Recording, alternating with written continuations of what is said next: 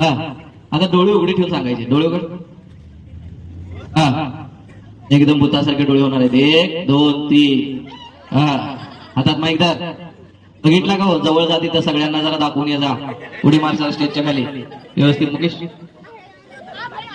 व्यवस्थित उडी मार स्टेजच्या खाली. हा हा बघा तिने जरा डोळे बघा. डोळे भूत चालले तुमच्या समोर. भूत